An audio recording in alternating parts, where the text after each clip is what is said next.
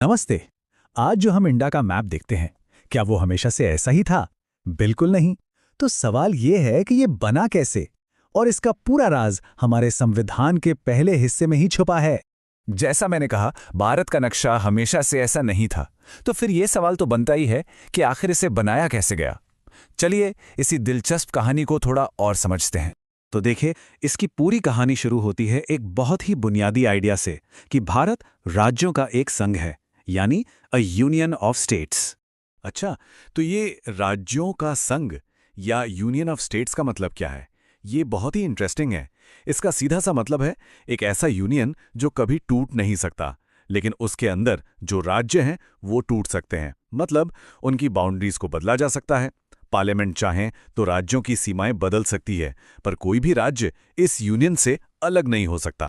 और ये आइडिया कोई हवा में नहीं है, ये सीधे हमारे संविधान के आर्टिकल 1 से आता है, जो कहता है India that is Bharat shall be a union of states. मतलब इंडिया जो कि भारत है वो राज्यों का एक संघ होगा, और इसमें हमारे सारे स्टेट्स, यूनियन टेरिटरीज और वो इलाके भी शामिल हैं जिन्हें भविष्य में भारत का हिस्सा बनाया जा सकता है। ठीक है, तो ये तो समझ आ गया। लेकिन सवाल ये है कि पार्लियामेंट को ये नक्शा बदलने की पावर मिलती कहाँ से है? तो चलिए अब जरा उन संवैधानिक नियमों पर नजर डालते हैं जो ये सब मुमकिन बनाते हैं। देखिए, यहाँ दो आर्टिकल्स बहुत जरूरी हैं, आर्टिकल 2 और आर्टिकल 3। आर्टिकल 2 पार्लियामेंट को पावर देता है कि वो भारत में नए राज्यों को शामिल करे, मतलब वो राज्य जो पहले से भारत का हिस्सा नहीं है।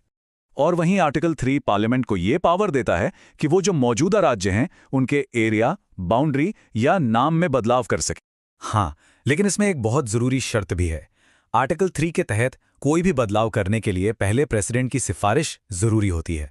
उसके बिना बिल पार्लियामेंट में पेश ही नहीं किया जा सकता। तो एक सवाल मन में आता है कि क्या राज्यों की बाउंड्री बदलना कोई बहुत बड़ा और मुश्किल कॉन्स्टिट्यूशनल अमेंडमेंट माना जाता है? और मजे की बात यह है कि इसका जवाब है नहीं। आर्टिकल 4 ये साफ करता है कि राज्यों की सीमाओं को बदलना कोई फॉर्मल कॉन्स्टिट्यूशनल अमेंडमेंट नहीं है। इसका मतलब ये हुआ कि इसे पार्लियामेंट में सिंपल मेजॉरिटी से पास किया जा सकता है, कोई कॉम्प्लेक्स प्रोसेस नहीं। और यही बात इस पूरी प्रक्रिया को काफी आसान बना देती है। तो ये तो हो गए नियमों की बात, लेकिन असली कहानी तो तब शुरू होती है जब इन नियमों का इस्तेमाल करके भारत का नक्शा असल में बनाया गया। चलिए अब देखते हैं कि ये हुआ कैसे, एक्शन में ये आर्टिकल्स कैसे दिखें। इस पूरी कहानी में एक बहुत बड़ा टर्निंग पॉइंट आता है, साल 1953 में। इसी साल भाषा के आधार पर भारत का पहला राज्य बनाया गया, आंध्र प्रदेश। और बस इस एक घटना ने आने वाले समय में कई और राज्यों के बनने का रास्ता ही खोल दिया। आंध्र प्रदेश के बाद तो समझिए नक्शा बदलने का एक दौर ही चल पड़ा। 1960 में बॉम्बे स्टेट को तोड़कर महाराष्ट्र और गुजरात बने। फिर 1963 में नागालैंड को एक अलग राज्य बनाया गया। 1966 में हरियाणा बना। 1971 में हिमाचल प्रदेश को भी पूर्ण राज्य का दर्जा मिल गया। फिर 1972 में नॉर्थ ईस्ट में 3 नए राज्य बने, मेघालय, मणिपुर और त्रिपुरा। और 1975 में सिक्किम भी भारत का हिस्सा बन गया।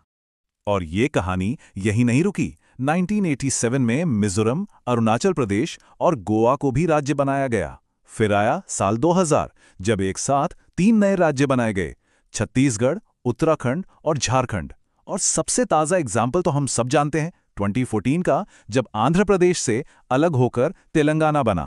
तो कुल मिलाकर जो सबसे बड़ी बात निकल कर आती है वो ये है कि हमारा संविधान पार्लियामेंट को भारत के पॉलिटिकल मैप को फिर से बनाने की पूरी ताकत देता है। ये एक डायनामिक प्रोसेस है, कोई पत्थर की लकीर नहीं। और इसी प्रोसेस ने भारत को वो शक्ल दी है जिसमें हम आज उसे देखते हैं। तो ये सब हमें एक बहुत बड़े सवाल पर लाकर खड़ा कर देता है, क्योंकि संविधान पार्लियामेंट को ये पावर देता है, तो क्या इसका मतलब है कि आने वाले समय में भी भारत का नक्शा फिर से बदल सकता है? ये एक ऐसा सवाल